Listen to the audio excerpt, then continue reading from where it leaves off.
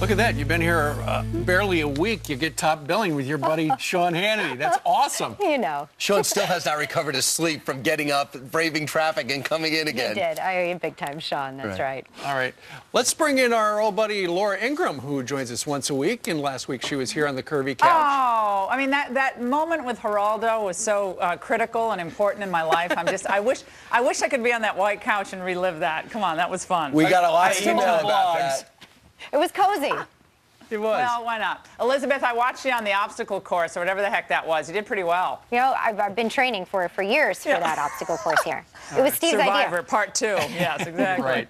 Hey, Laura, you know, we want to talk to you about a few things this morning, and I know something's on your mind. What about the language coming from the left this week, right? I mean, public opinion starting to turn on Obamacare. Take a listen to this, and we'll get your reaction. Sure. We're not going to bow to Tea Party anarchists who deny the mere fact that Obamacare is the law. We will not bow to Tea Party anarchists who refuse to accept the Supreme Court ruled Obamacare to be constitutional. This is playing with fire. Legislative arsonists are at work when they start using the debt limit for their own agenda. I don't even like to use the word Republicans because this is a name that has been hijacked by a segment of the Republican Party, the Tea Party element. You have never seen in the history of the United States the debt ceiling or the threat of not raising the debt ceiling being used to extort a president. The name calling, not too far from now, they'll be calling each other poopy pants.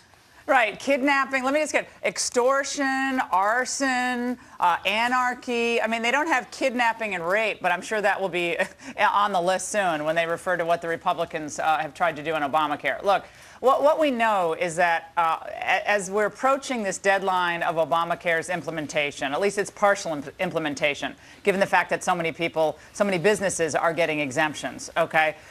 The bill continues to be less popular than it was the year before. I still call it a bill. Unfortunately, it's a law. And now we learn, even Politico today has a piece about how fewer people are going to be getting coverage than they anticipated, even low-income Americans. Yeah. A lot of people who are working, who are middle-class people, aren't going to get coverage through their employers now. And now more people are finding that the doctors that they loved throughout the years are beginning that process of either retiring or having their independent practices gobbled up by large hospital groups or other large practices. So the whole landscape of healthcare in this country, the patient-centered focus, is changing and not for the worse. And despite what the Democrats predicted, that everybody would start loving Obamacare, they can use all of the inflammatory crime rhetoric that they're using, but it's not going to change the fact that people just don't like this law. Is it the right play to do it this way? You know, what Ted Cruz is trying to do? Yeah. Yeah, well, look, I think you have to understand that I think he's doing what he's doing, right? Because the elites in both, to some extent, the Republican Party and the Democrat Party, for so long, on so many issues, have not listened to what the people are saying or what the people want.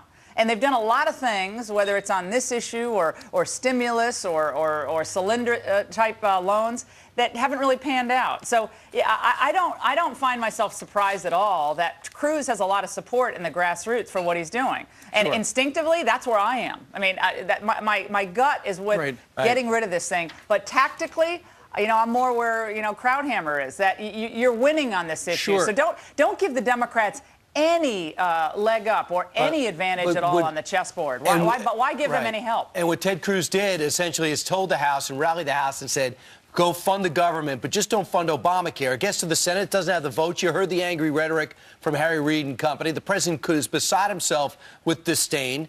And now, all of a sudden, they're going to vote on it. They're going to kick it back to the House, and they could potentially shut down the government. Here's Charles Krauthammer saying essentially what you said, Laura. Now's not the time. No rational Republican wants to. I'm not even sure the irrational Republicans want to. The entire history of shutdowns into the opposition is the one that takes the hit. On Obamacare, the Republicans are winning.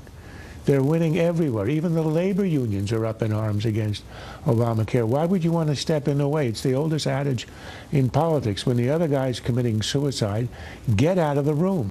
And one thing that he goes on to add is the fact that when he regards the Republicans as winning is in this particular budget, you've got the sequester. So you've got spending levels at a lower level, which is what a lot of conservatives stand for. Yeah, well, which is driving the Democrats crazy, right? They hate the sequester. They don't like the fact that any power is being taken away from Washington and returned to the people. And the ultimate prize here, which I think a lot of conservatives forget about, is 2014 and 2016. The only way you're really going to get rid of so much of the scourge of bad governance is to get people in place who are far more common sense and realize that, you know, we're leveraging our children's future to the hilt here on all of these issues. So in 14 and 16, conservatives have to win. If they don't win, then all bets are off, and we're going to get something a lot worse, I think, ultimately, than Obamacare. It'll morph into a single-payer system. So we have to be very smart on strategy, but also keep the principle. So sequester is killing the military, though. It is cutting the budget. I give you that. But it's really hammering the military. That's why, Brian, we can't get into a situation when we're $17 trillion in debt, and we can't get involved in foreign entanglements that suck the blood out of our budget and also leave a lot of carnage in its wake. I mean, we're here because we had a lot of years where a lot of conservatives and liberals just blew off the fact that we were running huge budget deficits. But the sequester was weighted to destroy the military more than anything else in the budget, and they thought that would keep Republicans from doing it. Instead, the military is just getting pummeled for no reason. Well, the military certainly doesn't deserve it, that's for sure. Hey, Laura, on the topic of money, but in another lane here, one of your favorite women, Lois Lerner, let's discuss, reportedly about to be fired. So she said, I'm going to quit and plead the fifth. So many questions. Do you think she's going to keep her hefty pension? Will she be facing criminal charges? And are we going to be left to be paying for all this? Your thoughts? I wish I could remember. Yes, no. I think. Look, the Republicans have been trying to find out for several weeks, a couple of months, whether she was actually on paid leave. They couldn't get an answer to that question, okay? Couldn't get any answer. So now at least we know the woman has been paid, despite the fact that the Inspector General found her guilty of, at the very least, gross mismanagement of the IRS. Now, it was much worse than that. I mean, Sandra Levin, the Democrat from Michigan, claiming that, well, the Tea Party and progressive groups were really targeted equally. And so it was just an overall abuse of discretion. That's clearly not what happened. It was Tea Party groups, Constitution groups, Patriot groups that got the shaft. This woman should not only not be paid, she shouldn't get any benefits. The U.S. taxpayer that's been abused by this mismanagement and, frankly, I think criminal activity, they shouldn't be on the hook for any of this. So the Republicans have to stay on this issue because this is really a shocker how it's not only how it was uncovered, and then to this day we still don't know the truth about this entire episode there.